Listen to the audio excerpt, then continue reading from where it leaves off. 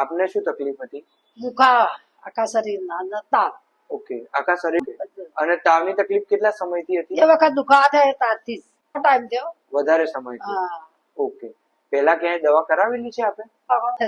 હું હજી 150 દવાખાનો ઓકે, અહીંયાથી તમે કેટલા સમયથી દવા લઈ જાઓ છો? આ મહિનાથી તો તમને કેટલો ફરક લાગે છે? ફરક ઉતર્યો, દુખાવામાં ફરક પડ્યો, સોજા ઉતરી ગયા? સોજા પછી ઉતર્યા, પછી એમ કે ખોરાકમાં ને બીજા બધા ફરક પડ્યો, કોમમાં થોડો રાહત થઈ.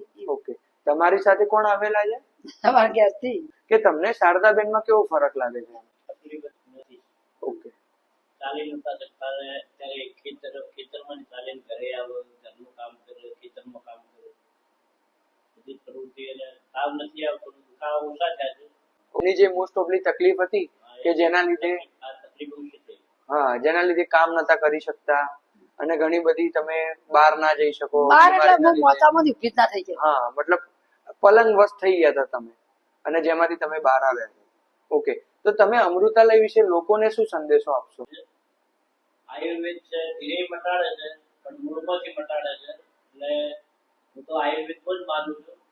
તમે શું કહેવા હું માંગો? એ જ કહું કે હું આ દવા લાવી એનાથી મને રાહત થઈ, બીજા હોય એ જ જાય છે જવું હોય. હા, બરાબર. તો એમના કહેવા પ્રમાણે બધા એકવાર અમૃતાલયની મુલાકાત કરો અને પોતાના રોગથી મુક્ત થાઓ.